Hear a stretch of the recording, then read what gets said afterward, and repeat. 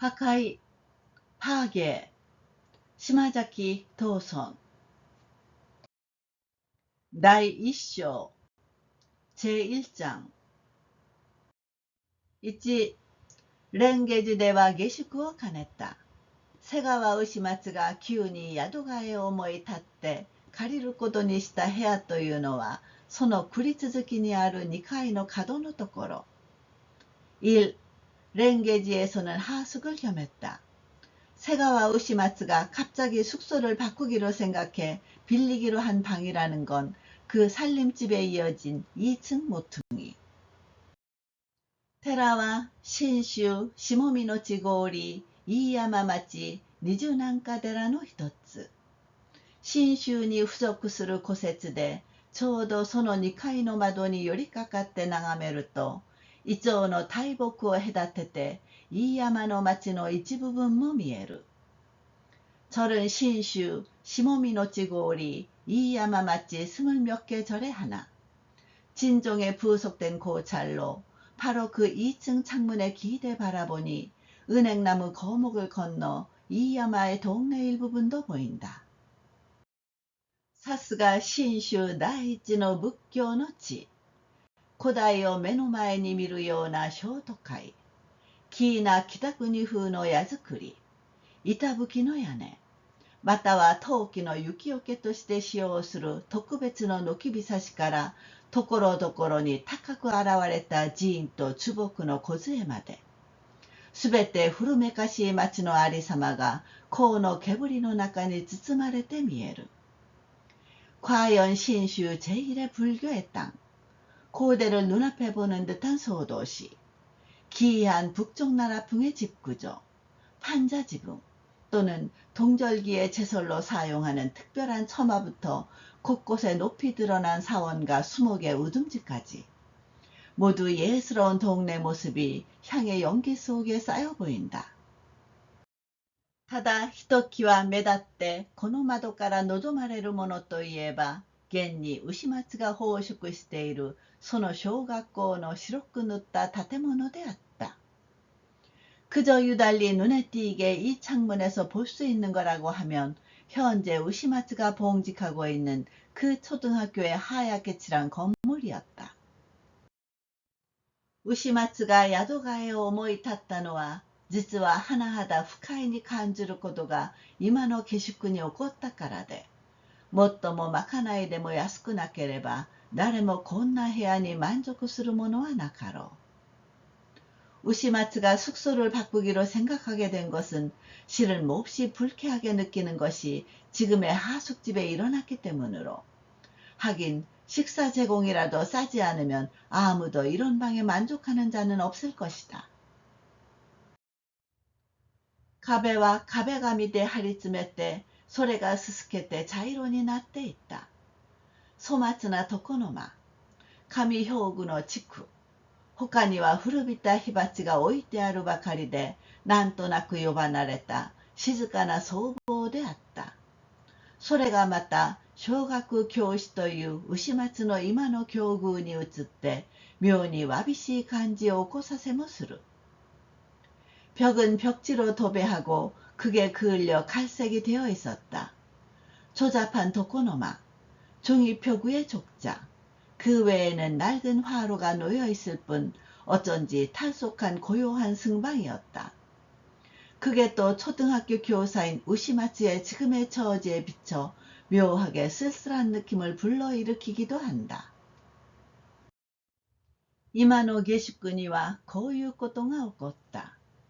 半月ほど前、一人の男を共に連れて、下高井の地方から出てきた大日向という大臣。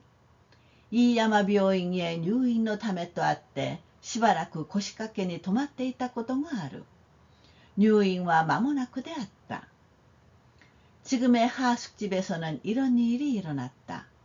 보름 전쯤, 한 남자를 종인으로 데리고 시모타카의 지방에서 나온 오히나타라는 큰 부자가 이야마 병원에 입원하기 위해 잠시 임시로 묵은 적이 있었다.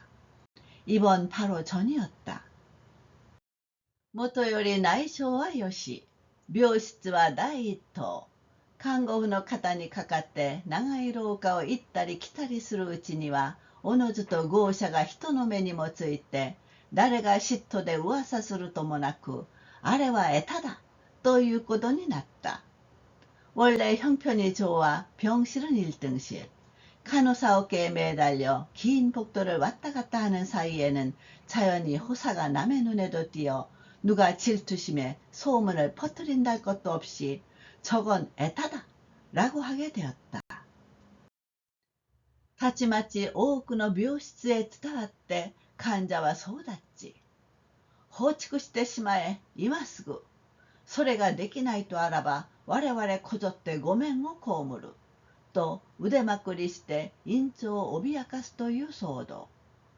いかに金尽くしてもこの人種の編集には語れない。금세 많은 병실에 전해져 환자는 총기립.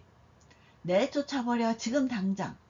그럴 수 없다고 한다면 우리 모두 다 같이 퇴원하겠어.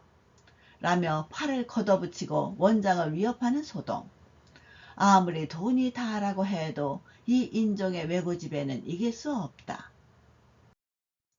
ある日の暮れ、かごに乗せられて夕闇の空に紛れて病院を出た。かごはそのまま元の下宿へ担ぎ込まれて、院長は毎日のように来て診察する。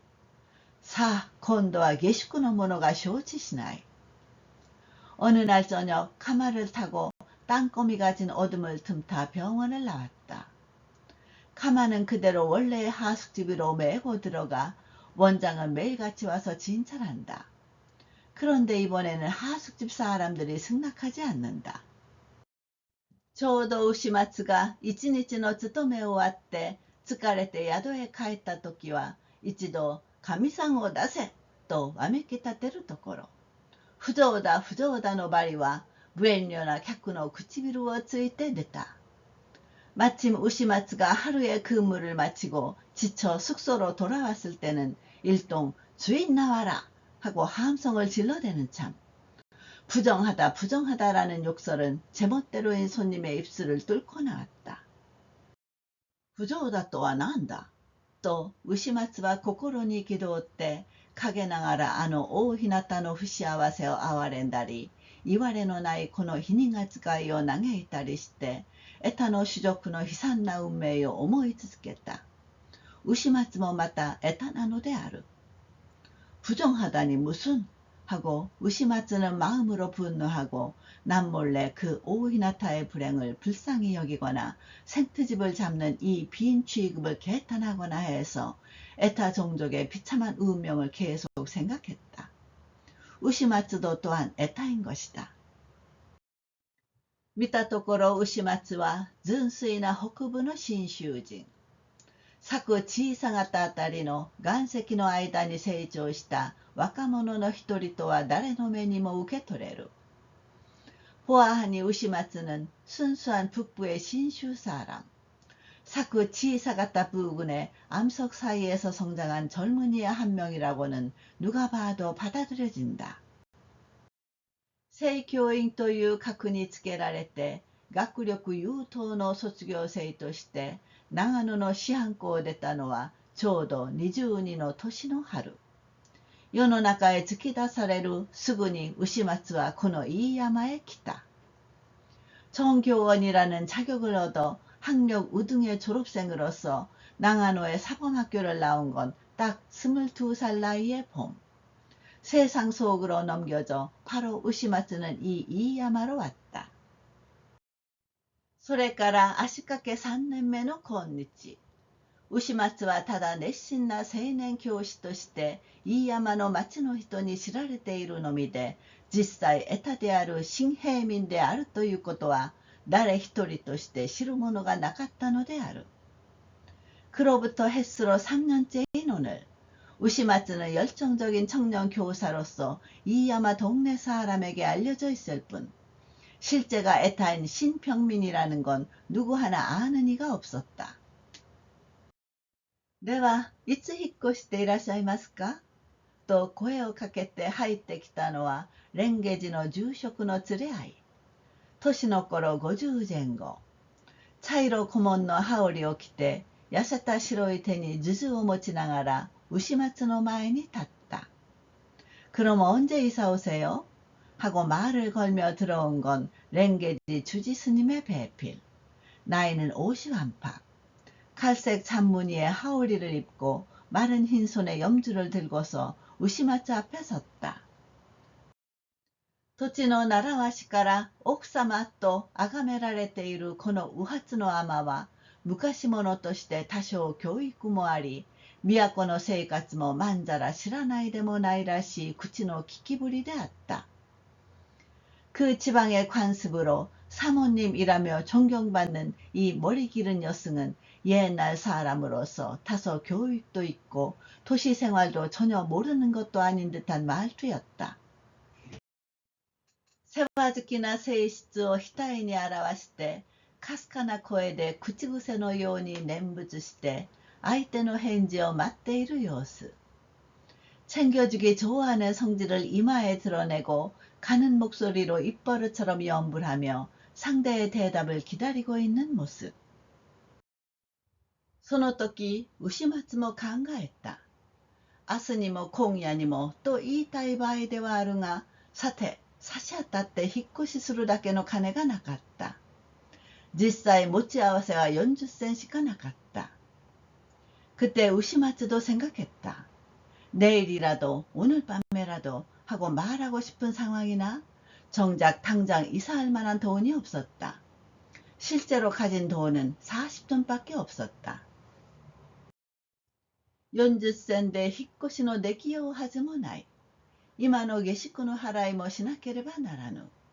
月給はあさってでなければ渡らないとすると、嫌でも王でもそれまで待つより他はなかった。40돈으로 이사할 수 있을 리가 없다. 지금의 하숙비도 치러야 한다.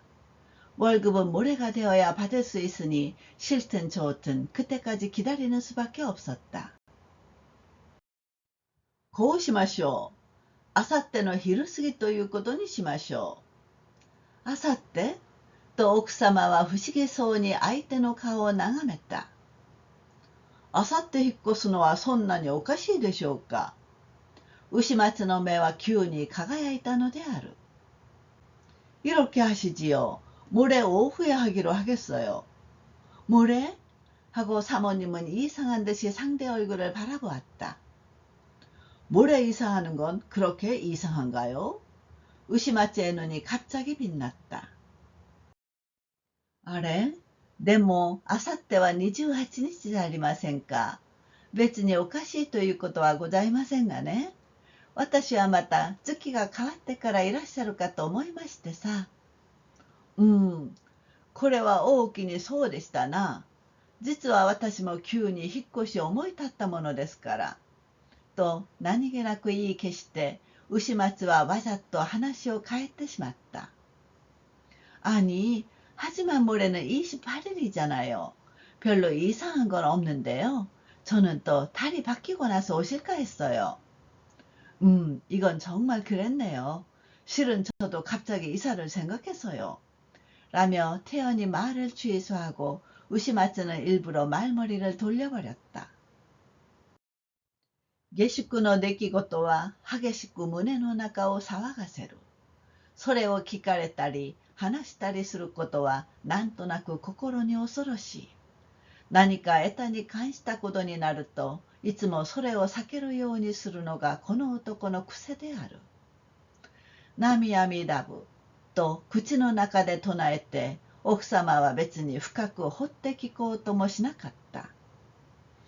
하숙집에서 일어난 이 일은 세차게 가슴속을 뒤흔든다.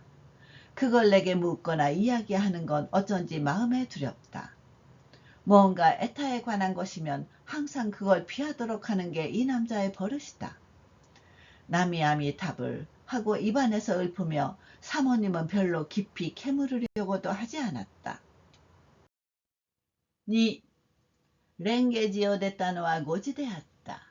学校の日課を終わるとすぐその足で出かけたので、牛松はまだ勤めのままの身なりでいる。2. 랭게지를 나온 건 5시였다. 학교 일과를 마치고 바로 그 길로 갔으니까 우시마츠는 아직 근무하는 그대로의 차림으로 있다. 白木と埃とで汚れた着古しの洋服。書物やら手帳やらの風呂敷包みを小脇に抱えて、それに下駄履き、腰弁当。多くの労働者が人中で感じるような恥。そんな思いを胸に浮かべながら、高潮町の下宿の方へ帰っていった。백묵과 먼지로 더러워진 낡은 양복, 책이며 수첩이며 하는 보따리를 겨드랑이에 끼고 거기에 걸친 게다, 허리에 찬 도시락, 많은 노동자가 세상에서 느끼는 듯한 수치. 그런 생각을 가슴에 떠올리며 다카시오마치의 하숙 쪽으로 돌아갔다. 마치마치の軒は秋雨上がりの後の夕日に輝いて、人々が濡れた道路に群がっていた。中には立ちとどまって牛松の通るところを眺めるもあり、何かひそひそ立ち話をしているのもある。동네의 처마는 가을비가 그친 후에 석양에 빛나고 사람들이 젖은 도로에 모여 있었다. 그 중에는 멈춰서서 우시마츠가 지나가는 걸 바라보는 이도 있고 뭔가 소곤소곤 서서 이야기하는 이도 있다. あそこへ行くのはありゃなんだ教員か。といったような顔つきをして甚だしい軽蔑の色を表しているのもあった。これが自分らの預かっている生徒の不敬であるかと考えると、浅ましくもあり、腹立たしくもあり、にわかに不愉快になってスタスタ歩き始めた。저기 가는 건 저건 뭐야? 교원이야? 라고 하는 듯한 얼굴을 하고 심한 경멸의 빛을 드러내고 있는 이도 있었다. 이게 자기들이 맡은 학생의 학부형인가 생각하니 한심하기도 하고 화가 나기도 하고 갑자기 불쾌해져서 총총 걷기 시작했다. 本町の雑誌屋は近頃できた店。その前には新着の書物を筆太に書いて人目を引くように貼り出してあった。かねて新聞の広告で見て出版の日を楽しみにしていた懺悔録。肩に猪子蓮太郎市長。定価までも書き添えた広告が目につく。本町의 잡지 가게는 요즘 생긴 가게. 그 앞에는 신착 도서를 굵게 써서 남의 눈길을 끌도록 내다 붙여놨다. 미리 신문 광고로 보고 출판일을 기대하고 있던 참외로. 위쪽에 이노코 렌타로 시저. 가격까지도 덧붙여 쓴 광고가 눈에 띈다. 立ち止まってその人の名を思い出してさえ、牛松はもう胸の躍るような心地がしたのである。見れば持参の青年が店先に立って何か新しい雑誌でも漁っているらしい。멈춰서서 그 사람의 이름을 떠올리는 것조차 우시마츠는 벌써 가슴이 뛰는 듯한 기분이 들었다. 보니 두세 명의 청년이 가게 앞에 서서 뭔가 새 잡지라도 뒤지는 듯하다. 우시마츠와色のあせたズボンの隠しのうちへ手を突っ込んで、人知れず銀河を鳴らしてみながら、幾度かその雑誌屋の前を行ったり来たりした。우시마츠는 빛바랜 바지주머니 속에 손을 찔러넣고 남모르게 은하를 울려보며 몇 번인가 그 잡지 가게 앞을 오갔다. とにかく40銭あれば本が手に入る。しかしそれを今ここで買ってしまえば、明日は一文なしで暮らさなければならぬ。宿替えの用意もしなければならぬ。여하튼 40전이면 책이 손에 들어온다. 그러나 그걸 지금 여기서 사버리면 내일은 빈털터리로 살아야 한다. 숙소를 옮길 준비도 해야 한다. こういう考えに制せられて一旦は行きかけてみたようなものの、やがてまた引き返した。ぬっとのれんをくぐって入って手に取ってみると、それは少し匂いのするような粗悪な用紙に印刷した黄色い表紙に장계록としてある本。이런 생각들에 사로잡혀서 일단은 지나가 보았으나 이윽고 다시 되돌아갔다. 쓱 포련 밑으로 들어가 손에 집어들고 보니 그건 좀 냄새가 나는 듯한 조악한 서양 종이에 인쇄한 노란 표지에 참외록이라고 되어 있는 책. 貧しい人の手にも触れさせたいという主意からわざと質素な体裁を選んだのはこの本の性質をよく表している。ああ、多くの青年が読んで知るという今の世の中に開くことを知らない牛松のような年頃でどうして読まず知らずにいることができよう。가난한 사람 손에도 닿게 하고 싶다는 취지에서 일부러 검소한 체제를 택한 건 이 책의 성질을 잘 나타내고 있다. 아, 많은 청년이 읽고 알게 된다는 요즘 세상에 만족할 줄을 모르는 우시마츠 같은 나이에 어찌 읽지 않고 모르고 있을 수 있겠는가. 知識は一種のひもじさである。とうとう40銭を取り出して欲しいと思うその本を買い求めた。なけなしの金とは言いながら心の欲には変えられなかったのである。지식은 일종의 배고픔이다. 끝내 40전을 꺼내 갖고 싶은 그 책을 손에 넣었다. 얼마 안 되는 돈이라고는 하지만 정신의 욕구와는 바꿀 수 없었다. 장게로크を抱いて買って帰って牛松は昨日トロエを感じながら下宿をさして帰っていくとふと途中で学校の仲間に出会った。一人は土屋銀之助といって思案校時代からの同窓の友。一人はまだごく年若なこの頃准教員になったばかりの男。참외록을 안고 사서 오히려 의심하치는 기의 세태를 느끼며 하숙집을 향해 돌아가는데 도중에 학교 동료를 우연히 만났다. 한 명은 쯔찌야 긴노스케라고 해서 사범학교 시절부터 동창인 친구. 한 명은 아직 극히 젊은 요즘 준교원이 막 된 남자. 散歩とは二人のブラブラやってくる様子でも知れた。瀬川君、大層遅いじゃないか。と銀之助はステッキを鳴らしながら近づいた。산책인 건 두 사람이 어슬렁어슬렁 오는 모습으로도 알 수 있었다. 세가와군 너무 늦잖아. 라며 긴노스케는 스틱을 울리며 다가왔다. 正直でしかも友達思いの銀之助はすぐに牛松の顔色を見て取った。深く澄んだ目つきは以前の快活な色を失って言うに言われぬ不安の光を帯びていたのである。정직하고 게다가 친구를 소중히 여기는 긴노스케는 금방 우시마츠의 안색을 알아챘다. 깊고 맑은 눈빛은 예전의 쾌활한 빛을 잃고 이루 말할 수 없는 불안의 빛을 띠고 있었다. 아, きっと体の具合でも悪いのだろう。と銀之助は心に考えて牛松から下宿を探しに行った話を聞いた。아, 틀림없이 몸 상태라도 안 좋은 거겠지. 라고 긴노스케는 속으로 생각하고 우시마츠에게 하숙집을 찾으러 간 이야기를 들었다. 게시쿠오? 키미와 요쿠 게시쿠오 도리카에루 히토다네. この間あそこの家へ引っ越したばかりじゃないか。と毒のない調子でさも芯から出たように笑った。하숙집을? 자네는 자주 하숙집을 바꾸는 사람이네. 바로 요전에 그 집으로 이사했잖아.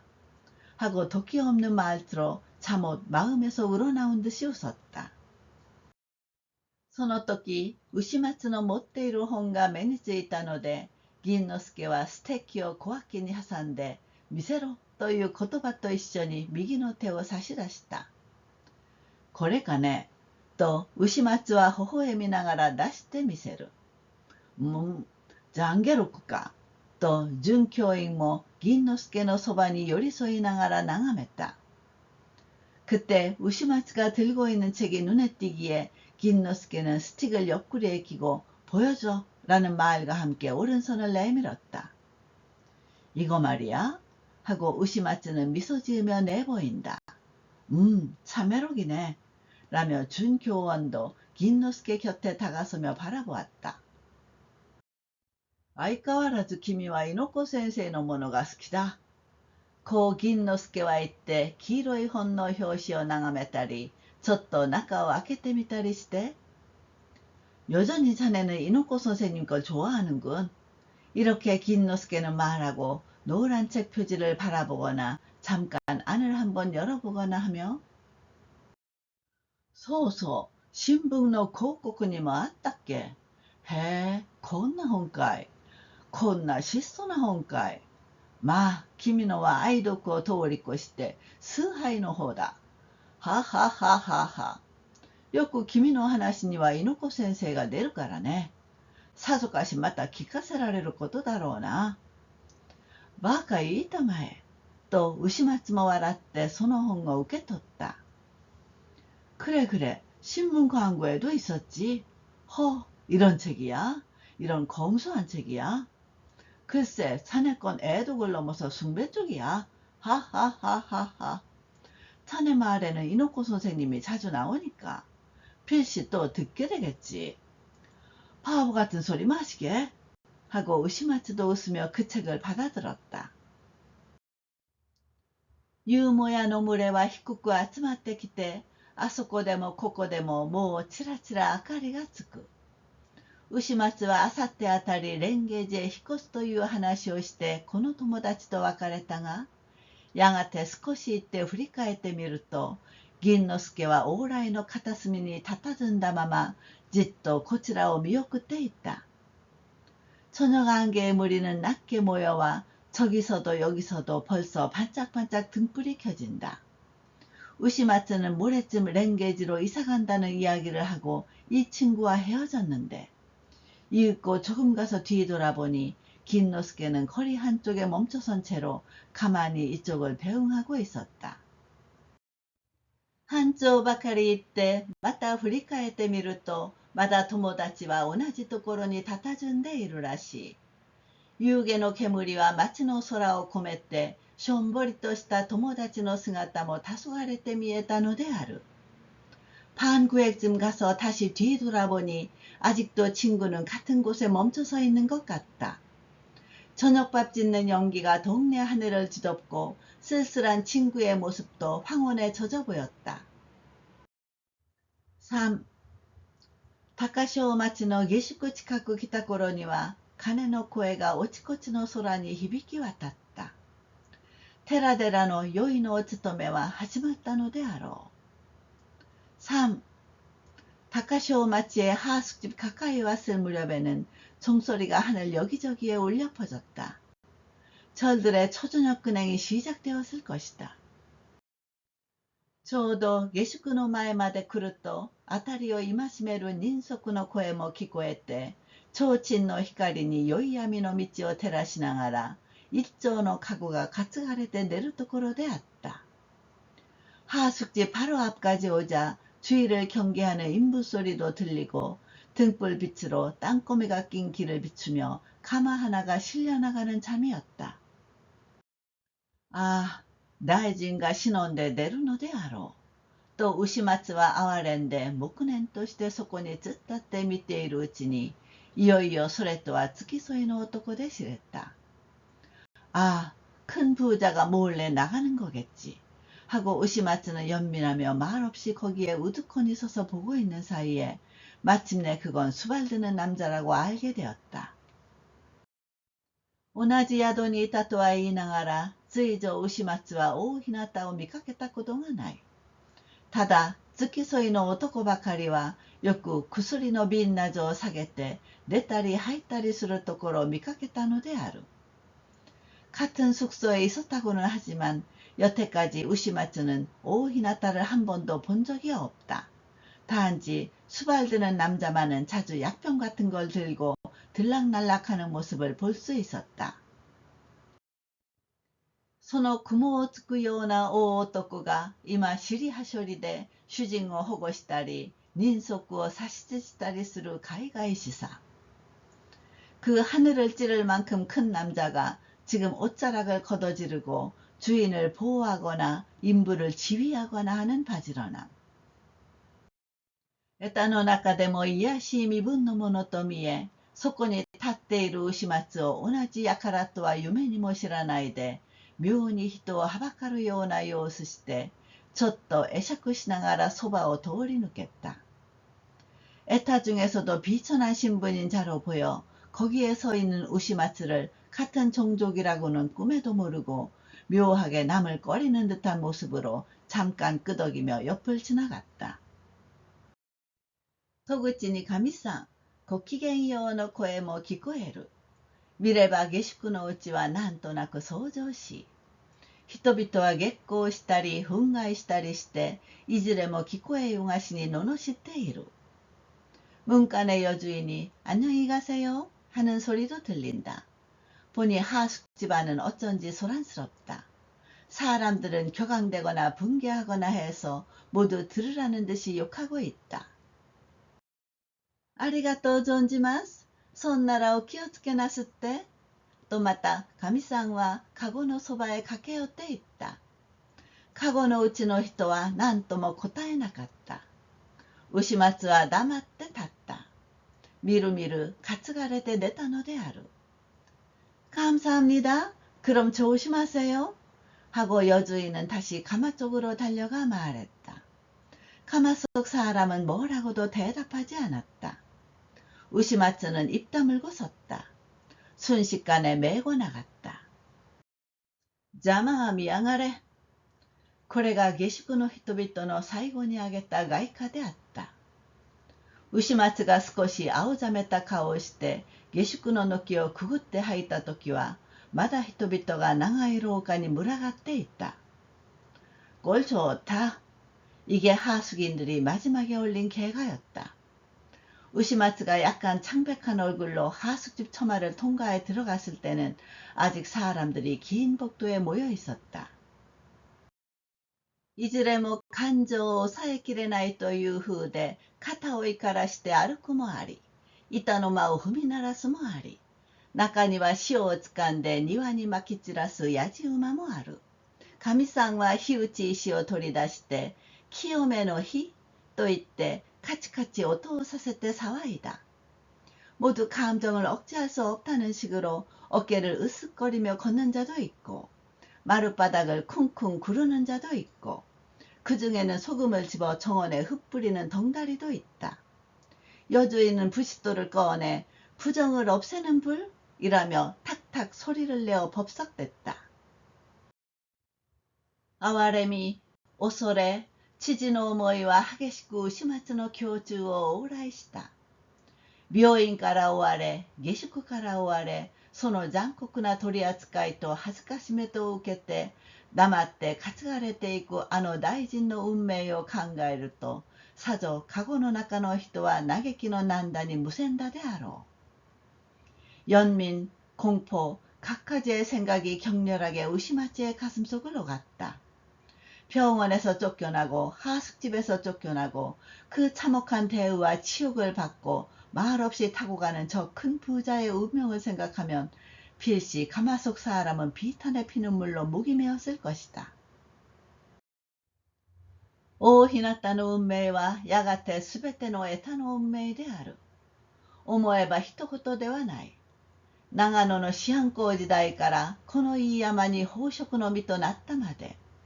よくまあ自分は平気の平者で普通の人と同じような猟犬で危ないとも恐ろしいとも思わずに通り越してきたものだ。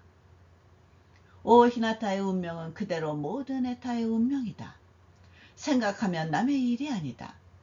나가노의 사범학교 시절부터 이 이야마에 봉직하는 몸이 됐을 때까지 잘도 나는 아무렇지도 않게 보통 사람과 같은 소견으로 위험하다고도 무섭다고도 생각하지 않고 지나쳐온 것이다.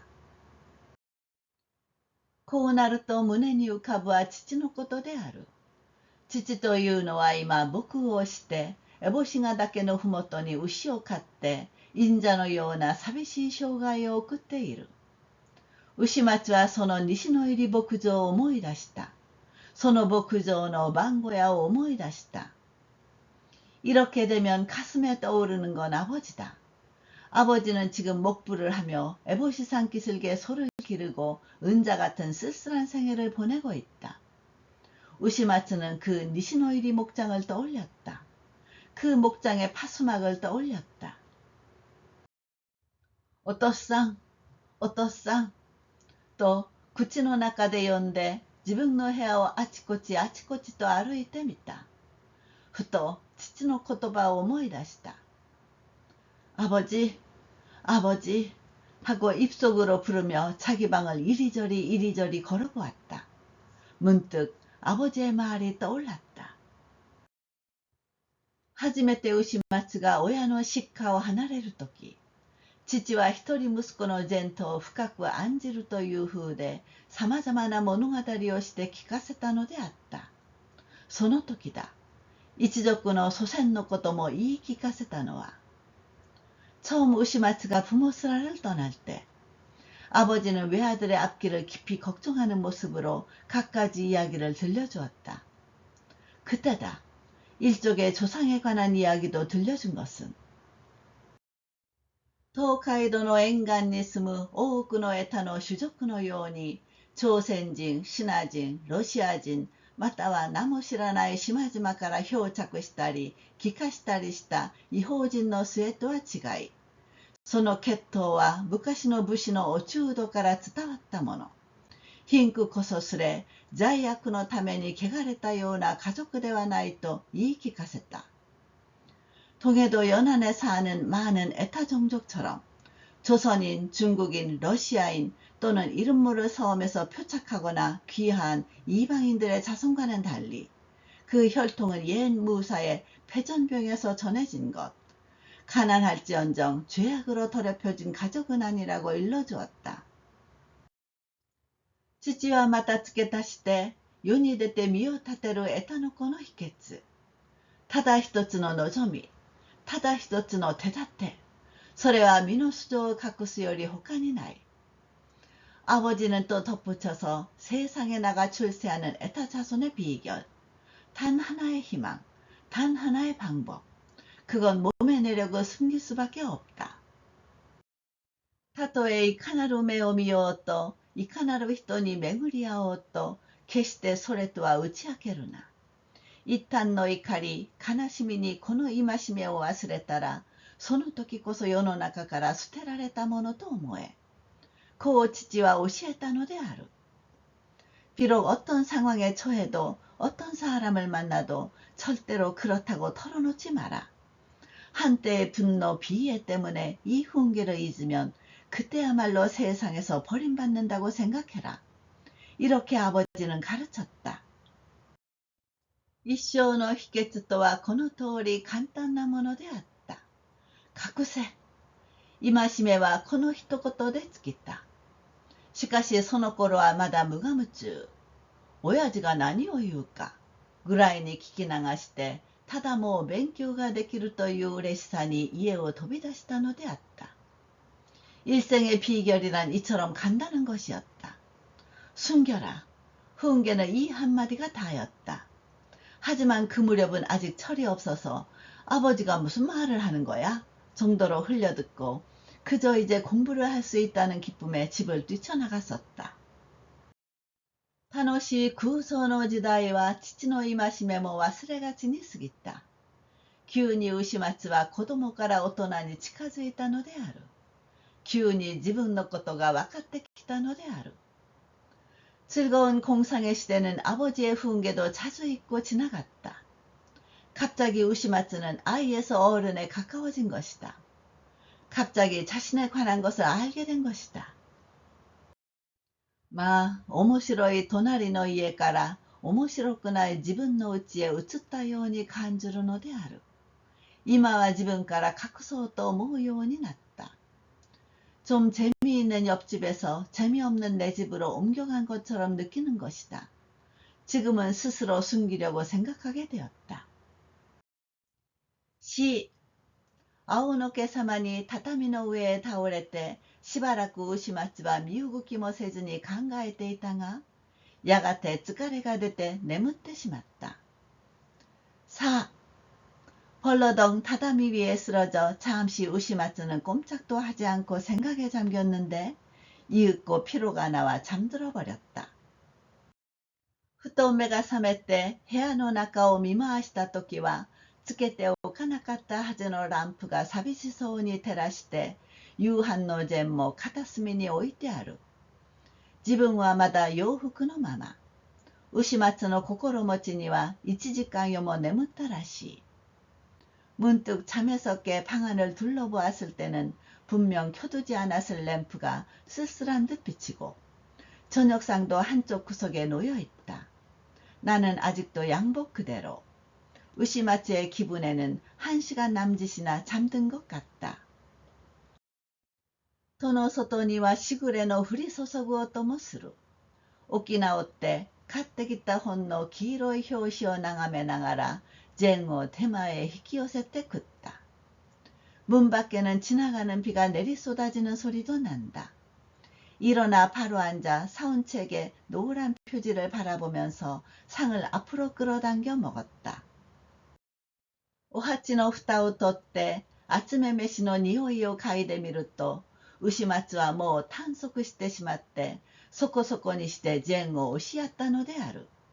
懺悔録を広げておいて、まず残りの巻きタバコに火をつけた。밥통 뚜껑을 열고 뜨거운 밥 냄새를 맡아보자 우시마츠는 그만 탄식해버리곤 먹는 둥 마는 둥 하고 상을 밀어냈다. 참외록을 펼쳐놓고 우선 남은 궐련에 불을 붙였다. この本の著者、猪子蓮太郎の思想は、今の世の仮想社会の新しい苦痛を表すと言われている。人によると、あの男ほど自分を不一をするものはないと言って、妙に毛嫌いするような手合いもある。이 책의 저자 이노코 렌타로의 사상은 현세 하층 사회의 새로운 고통을 나타낸다는 평이다. 사람에 따라선 그 남자만큼 자기를 떠벌리는 자는 없다며 묘하게 혐오하는 듯한 무리도 있다. なるほど、その筆にはいつも一種の神経質があった。到底蓮太郎は自分を離れて話をすることのできない人であった。아닌 게 아니라 그 글에는 언제나 일종의 신경질이 있었다. 렌타로우는 도저히 자기를 떠나 말을 할 수가 없는 사람이었다. しかし思想が剛健で、しかも観察の聖地を兼ねて、人を引きつける力の盛んにあふれているということは、一度その著述を読んだ者の誰しも感じる特色なのである。그러나 사상이 강건하고 게다가 관찰의 치밀함을 겸해 사람을 끌어당기는 힘이 맹렬히 넘친다는 건 한번 그 저술을 읽은 자 누구나 느끼는 특색이다. 렌타로와 흰민,労働者または新平民などの生活状態を研究して社会の下層を流れる清水に掘り当てるまでは産まずたわまず努めるばかりでなく렌타로우는 빈민, 노동자 또는 신평민 등의 생활 상태를 연구해 사회 하층에 흐르는 맑은 물을 찾아낼 때까지는 지치지 않고 굴하지 않고 노력할 뿐만 아니라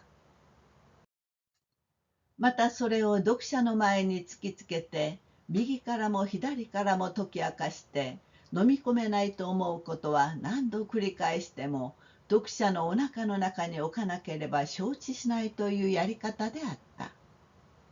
또 그걸 독자 앞에 내밀어 오른쪽에서도 왼쪽에서도 설명해서 이해 못한다고 생각하는 건 몇 번 반복해서라도 독자의 뱃속에 놓아주지 않으면 견딜 수 없다는 식이었다. もっとも蓮太郎のは哲学とか経済とかの方面からそういう事柄を扱わないでむしろ真理の研究に土台を置いた。文書はただ岩石を並べたように思想を並べたものでむき出しなところにかえって人を動かす力があったのである。하긴 렌타로 것은 철학이라든가 경제라든가 하는 방면에서 그런 문제를 취급하지 않고 오히려 심리 연구에 토대를 두었다. 문장은 그저 암석을 나열한 듯 사상을 나열한 것으로 노골적인 점에 도리어 사람을 움직이는 힘이 있었다. しかし牛松が蓮太郎の書いたものを愛読するのはただそれだけの理由からではない。新しい思想家でもあり戦士でもある猪子蓮太郎という人物が江田の中から生まれたという事実は牛松の心に深い感動を与えたので、まあ牛松のつもりでは密かに先輩として慕っているのである。그러나 우시마츠가 렌타로가 쓴 걸 애독하는 건 단지 그만한 이유에서가 아니다. 새 사상가이자 전사이기도 한 이노코 렌타로라는 인물이 에타 속에서 태어났다는 사실은 우시마츠 마음에 깊은 감동을 주었으니까. 뭐 우시마츠의 속마음으론 은밀히 선배로서 흠모하는 것이다. 同じ人間でありながら自分らばかりそんなに軽蔑される道理がないという激しい意気込みを持つようになったのも実はこの先輩の感化であった。こういうわけから蓮太郎の著述といえば必ず買って読む。같은 인간이면서 자기들만 그렇게 경멸당해야 할 까닭이 없다는 맹렬한 의지를 갖게 된 것도 실은 이 선배의 감화였다. 이런 이유에서 렌타로의 저술이라면 반드시 사서 읽는다. 자신이 나가대루, 必ず目を通す。読めば読むほど牛松はこの先輩に手を引かれて新しい世界の方へ連れて行かれるような気がした。得たとしての悲しい知覚はいつの間にかその頭を持ち上げたのである。잡지에 이름이 나온다. 반드시 훑어본다. 읽을수록 우시마츠는 이 선배에게 이끌려 새로운 세계 쪽으로 끌려가는 것 같았다. 에타로서의 슬픈 자각이 어느새 그 머리를 들어올린 것이다. 今度の新著述は我はエタなりという文句で初めてあった。その中には同族の無知と霊楽とが生きた絵のように書いてあった。その中には多くの正直な男女がただエタの生まれというばかりで社会から捨てられていくありさまも写してあった。이번에 새 저술은 나는 에타다 라는 문구로 시작하고 있었다. 그 안에는 동족의 무지와 영락이 살아있는 그림처럼 그려져 있었다.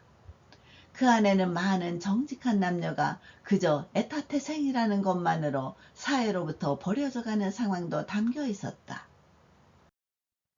その中にはまた著者の反問の歴史、嬉しい悲しい過去の思い出、精神の自由を求めて、しかもそれが得られないで、不調和な社会のために苦しみ抜いた疑いの昔語りから、朝空を望むような新しい生涯に入るまで、熱心な男のすすり泣きが声を聞くように書き表してあった。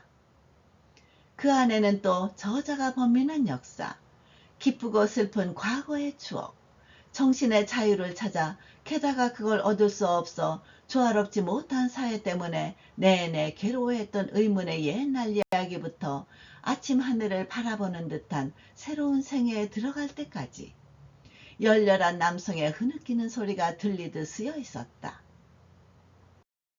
新しい生涯、それが蓮太郎には偶然な実のつまずきから開けたのである。生まれは信州高遠の人。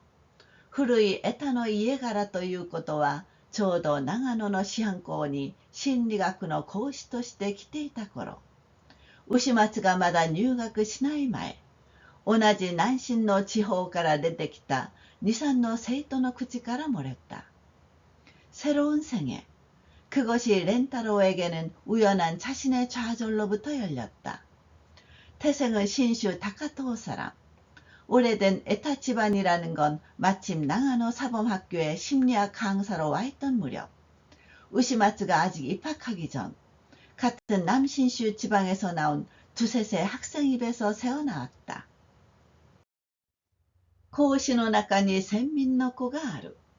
この噂が全校へ広がった時は、一度驚きと疑いとで動揺した。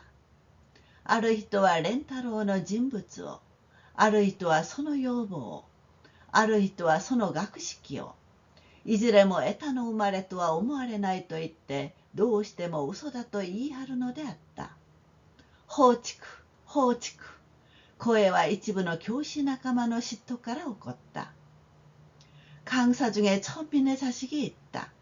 이 소문이 정교에 퍼졌을 때는 일동 놀람과 의심으로 동요했다. 어떤 이는 렌타로의 인물을, 어떤 이는 그 용모를, 어떤 이는 그 학식을, 어느 것도 에타태생이라고는 생각할 수 없다면서 한사코 거짓이라고 우겼다. 축출, 축출. 목소리는 일부 동료 교사의 질투에서 비롯됐다.ああ、人種の変質ということがないものなら、キシネフで殺されるユダヤ人もなかろうし、西洋で言いはやす効果の説もなかろう。無理が通れば道理が引っ込むというこの世の中に、誰がエタノコの放逐を不当だというものがあろう。아, 인종의 편집이라는 게 없다면 키시너우에서 죽임을 당하는 유대인도 없을 테고 서양에서 떠들어대는 황하설도 없을 것이다. 억지가 통하면 도리가 물러선다는 이 세상에 누가 에타 자식의 축출을 부당하다고 말하는 이가 있겠는가. いよいよレンタロウが身の素性を自白して多くの交友に別れを告げていくとき、この孔子のために思いやりの涙を流す者は一人もなかった。レンタロウはシアン校の門を出て学問のための学問を捨てたのである。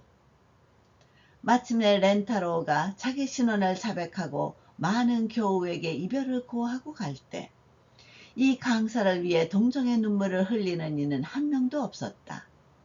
렌타로우는 사범학교 문을 나와 학문을 위한 학문을 버린 것이다. この当時のありさまはジャンゲ録の中に詳しく記載してあった。牛松は身につまされるかして幾度か読みかけた本を閉じて目をつぶってやがてそれを読むのは苦しくなってきた。이 당시의 상황은 참회록 속에 자세히 기재되어 있었다.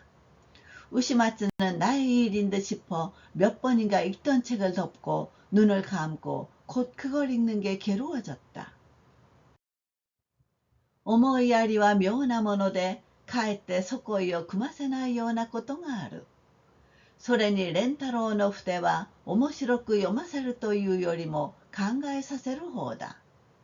しまいには牛松も書いてあることを離れてしまって自分の一生ばかり思い続けながら読んだ。동정은 묘한 것으로 도리어 저 일을 헤아리지 못하게 하는 경우가 있다. 게다가 렌타로의 글은 재미있게 읽힌다기보다는 생각하게 만드는 편이다. 결국에는 우시마츠도 쓰여있는 것을 떠나버려 자기 일생만 계속 생각하면서 읽었다.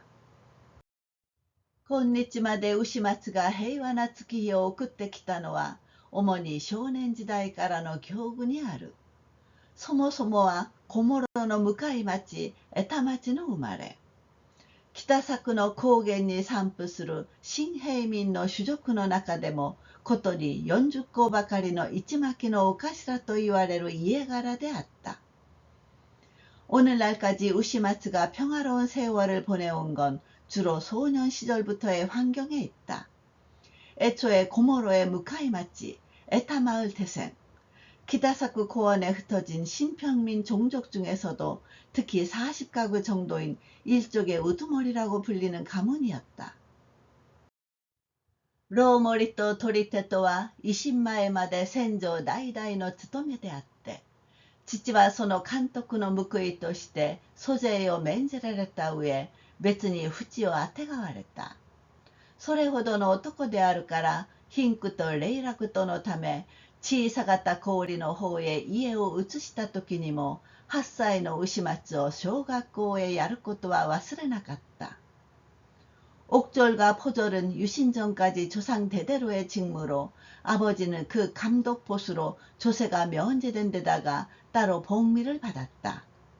그 정도의 남자이니 가난과 영락 때문에 치이사가타 고우리 쪽으로 집을 옮겼을 때도 8살인 우시마츠를 초등학교에 보내는 것은 잊지 않았다. 우시마츠가 네즈무라노学校へ通うようになってからはもう並の子供で、誰もこの可憐な新入生を得たのこと思うものはなかったのである。우시마츠가 네즈무라의 학교에 다니게 되고 나서는 이제 보통 아이로 아무도 이 가련한 신입생을 애타자식이라고 생각하는 사람은 없었다. 사이고니父は姫子沢の谷合に落ち着いて、おじ夫婦も一緒に移り住んだ。変わった土地で知るものはなし。強いてこちらから言う必要もなし。といったようなわけで、姉妹には慣れて、少年の牛松は一番早く昔を忘れた。官費の教育を受けるために長野へ出かける頃は、ただ先祖の昔話としか考えていなかったくらいで。마침내 아버지는 히메코자와 골짜기에 자리를 잡아 숙부 내외도 함께 이사했다. 별난 곳이어서 아는 이는 없고 굳이 이쪽에서 말할 필요도 없고 그런 이유로 결국엔 익숙해져 소년 우시마츠는 가장 빨리 옛날을 잊었다. 국비 교육을 받기 위해 나가노로 나갈 무렵은 그저 조상의 옛 이야기록밖에 생각하고 있지 않았을 정도로 こういう過去の記憶は今牛松の胸の中に生き返った。7つ8つの頃までよく他の子供にからかわれたり、石を投げられたりしたその恐れの情は再び起こってきた。おぼろげながらあの小諸の向かい町にいた頃のことを思い出した。移住する前に死んだ母親のことなどを思い出した。이런 과거의 기억이 지금 우시마츠의 가슴속에 되살아났다. 18살 무렵까지 곧잘 다른 아이들이 놀리거나 돌을 던지곤 했던 그 공포의 감정이 다시 일어났다. 몽롱하게나마 그 고모로 무카이마치에 있을 때의 일이 떠올랐다. 이주하기 전에 죽은 어머니에 대한 것이 떠올랐다. 와레와의 타나리. 아, どんなにこの一句が牛松の若い心をかき乱したろう。ジャンゲ録を読んで、かえって牛松は切ない苦しみを感じるようになった。나는 애타다.